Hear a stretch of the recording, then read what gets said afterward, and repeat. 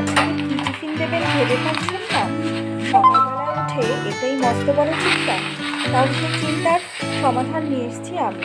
এর জন্য প্রথমেই যেটা করতে হবে সেটা হচ্ছে কড়াইতে খানিকটা জল গরম করে নিয়ে 1 প্যাকেট সেমুই আমি এখানে ঢেলে দিয়েছি।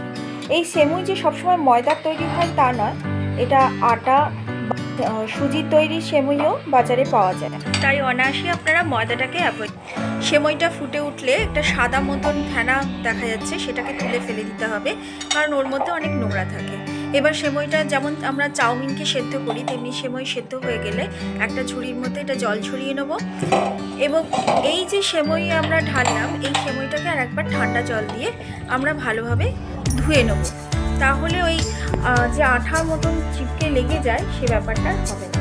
এবার কড়াইতে আবার একটু সাদা তেল নিয়ে গরম করে নেব। তেল গরম হয়ে গেলে আমরা লম্বা লম্বা ঝিরিঝিরি করে কাটা আলু ভাজার জন্য দিয়ে দেবো। এবার হলো গাজরের পালা। গাজরগুলোকেও আমরা এরকম লম্বা লম্বা ঝিরিঝিরি করেই কেটে নেবো আলু মতো করে। আলু আর গাজরটা যেহেতু একটু শক্ত সবজি, সেদ্ধ হতে সময় নেবে, তাই আমি এটা তেলের মধ্যে আগে দিয়েছি। এরপর এটা খানিকটা নাড়াচাড়া করে হালকা ভেজে নেব। গাজর আর আলুটা কিছুটা ভেজে নেওয়ার পর এবার ক্যাপসিকাম দিয়ে দেবো। এরপর দিয়ে দেবো লম্বা লম্বা করে কুচি করে কাটা পেঁয়াজ। এবার এই সবগুলো দিয়ে আর একটু ভালোভাবে নাড়াচাড়া করে নেব। তবে পেঁয়াজ আর ক্যাপসিকামটা কিন্তু খুব বেশি ভাজা হবে না।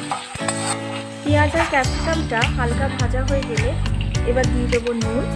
নুনটা পরিমাণে একটু বেশি করে দিতে হবে, কারণ সেমুইয়ের মধ্যে কোনো নুন থাকছে না। আর নুন দিয়ে ভালোভাবে সবজিগুলোর সঙ্গে একটু নাড়াচাড়া করে নিতে হবে। নুন দেওয়ার পর এবার আমরা দিয়ে দেবো বেশ খানিকটা বেশি করেই একটু চিনি দেবো, যাতে সেমুইটা কিন্তু সেমুইয়ের পোলাওটা কিন্তু একটু মিষ্টি মিষ্টি খেতে হয়। তো আমি একটু বেশি করেই চিনি দিলাম। আপনারা প্রয়োজন মতো চিনিটা কম বেশি করতে পারেন, তবে মিষ্টি করলে বেশি ভালো লাগবে। এবার আমি দিয়ে দেবো সেমুইগুলো, সেদ্ধ সেমুইগুলো। এই সেদ্ধ সেমুইয়ের সঙ্গে এবার সবজি ভালো করে আমি মিশিয়ে নেব। আর সেদ্ধ এই সেমুইটা ভালোভাবে ভেজে নেওয়া বা সবজির সঙ্গে মিশিয়ে নেওয়া হয়ে গেলেই আমাদের রান্না একদম রেডি। রেসিপিটার নাম অবশ্য আমি এটা প্রথমে আপনাদেরকে বলি। তো আমার এই রেসিপিটার নাম হচ্ছে সেমুই পোলাও। আর এই পোলাওয়ে আপনারা আপনাদের পছন্দ মতো সবজি ব্যবহার করতেই পারেন, যেমন এখানে বিনস, মটরশুঁটি এইসব সবজিও ব্যবহার করা যেতে পারে, আবার যে কোনো ধরনের বাদামও ইউজ করা যেতে পারে। আশা করি আমার এই ছোট্ট টিফিন রেসিপিটি আপনাদের ভালো লেগেছে। আর যদি ভালো লাগে তাহলে অবশ্যই আমার এই ভিডিওটিতে লাইক করে দেবেন, আর অবশ্যই নিজেদের মধ্যে একটু শেয়ার করে নেবেন, আর আমার চ্যানেলটিকে সাবস্ক্রাইব করার অনুরোধ রইল। আজকের মতো টাটা, সুস্থ থাকবেন, ভালো থাকবেন।